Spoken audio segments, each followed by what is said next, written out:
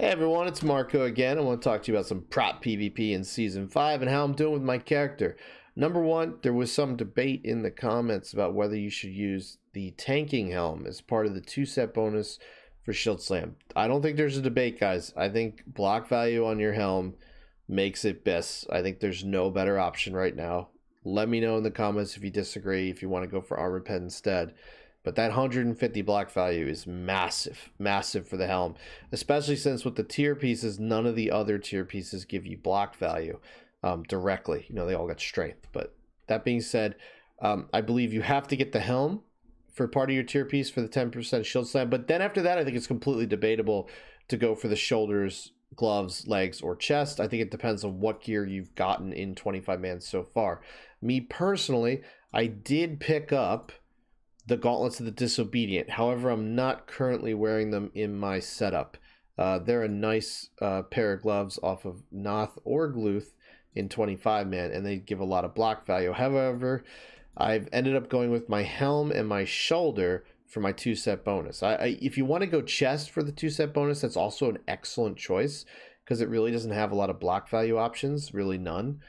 In Wrath Season 5. So helm and chest, helm and gloves, helm and shoulders, maybe even helm and legs. Those are all options to go for your 2-set bonus, but definitely helms in the equation. Second part, I value resilience more than Armor Pen right now because I just can't get my hands on Armor Pen at the moment.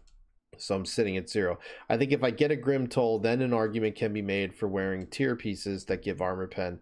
Until then, I don't think there's an argument. You need that Grim Toll. In the meantime, I need to be able to have a chance against Arms Warriors. So Arms Warriors put a bleed on you, and your only defense is resilience. So if you don't have a certain level of resilience for these Betrayer Warriors, you are going to lose the fight because they'll switch to you, realize how squishy you are, and you'll lose.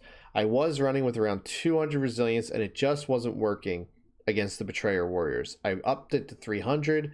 We're feeling better. We're starting to beat the Betrayer Warriors. Obviously, you know, at our bracket, we haven't broken 1800 yet. They're not as good as later on. I feel like Arms Warrior Holiest Paladin is a soft counter to our team. We still have a chance to win, but they have a lot of advantages that we don't in the comp. And they should beat us by swapping targets based on which target has a shield on. But that being said, I think with resilience, you at least have a chance against them if you play properly and avoid getting hit too much by the warrior. That being said, for 2-set bonus, there's a lot of ways to do it. I simmed a bunch of different ways. You can go shoulders, gloves, chest, gloves. I think the shoulders would be worth it if I had the deadly shoulders, but I don't have them yet. So when I get deadly shoulders, I'll probably put those on instead. And then I'll swap out this glove for the Gauntlets of Disobedient instead of the Deadly Gladiators. So that's my 2-set to give me 100 resilience, which is a third of my resilience. So that being said, what else have I picked up? I'm now using the Deadly Gladiators Bracers instead of the Van Bracers of Courage. Oh, thank God I'm not wearing something from Attunement the Huntsman anymore. I needed it for the hit rating previously and the block value to keep me above 2400. Now, because I picked up the Leg Plates of Inescapable Death, one of the best items in the game, in my opinion, for prop PvP, right up there with the Valorous Dreadnought. Absolutely crucial because of the sheer amount of block value that gives you in the slot compared to all the other items. I believe you want those legs and you want the helm for sure from PvE no matter what, and you want a second piece for the 2-set, obviously. I think 2400 block value, that's the sweet spot. I'm not 100% sure on it yet, but that is the soft cap.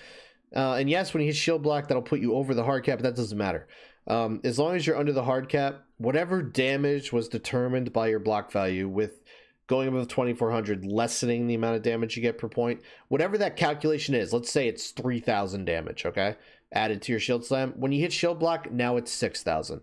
That's how it works, okay? So your damage just doubles, basically, when you hit shield block. It doesn't matter that you're above half of the hard cap of 3160. That's not how it works.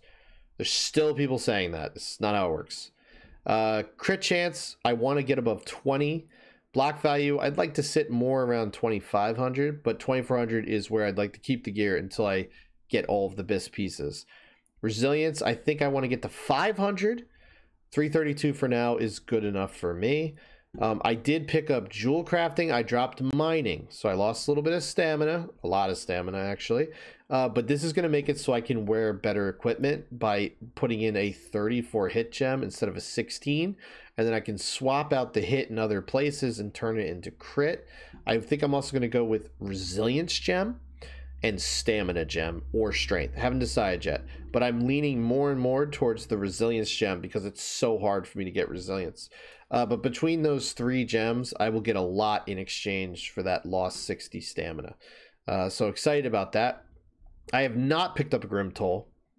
Disappointed in that so far. Still hasn't dropped once for me in the raids. It dropped on the first raid 3 times, and I never won a roll with a pug on the very first week of the game. So if we get a Grim Toll, the calculations are all different now. Now I'm going to go for, you know, armor pen on potentially every single gem slot, you know, minus enough to get my set bonus. I mean, my meta gem bonus. And then just see how crazy it is with full set of armor pen. If I can get to the point where with the Grim Toll proc, when I'm on a target, they have to peel or they will die, that's where I want to be in the game. That's how an Arms Warrior feels. If you don't peel the Arms Warrior, you die. And so I want Prat to get to that point. I know it gets to that point in Season 7. I know in Season 6 we didn't quite get to that point, but we did manage to get Glad regardless. I think this time around it might be even easier if we do armor pen for Season 6, but we'll see what happens. I'm not going to assume anything. This is a re-release of a game and people are hella sweaty this time around, so we'll see how we do. But I am excited about it. All right, so next up, what else changed? What could change, actually? What could change? So we did pick up those legs. We bought the boots. They can drop, but they're also BOE. I think what could change next is I could get the belt off of Resuvius and the bracers off of Maxima, whatever her name is, the spider. If I get those 2 pieces, I believe it'll give me enough block value to swap out 2 of the next 3 items. My Unsmashable Heavy Band, my Ring of the Kirin Tor, my Burning Skull Pendant, and all 4 items, and my Tattered Castle Drape. So those 4 items, maybe I leave the ring on because it's one of my few areas where I get expertise. But if I could get rid of this ring here, the Unsmashable Heavy Band, the Tattered Castle Drape, and the Burning Skull Pendant, if I could get rid of at least 2 of those when I swap those items out and turn them into resilience items, it'll be a big deal. Now, the bracers already have resilience, so that's a wash.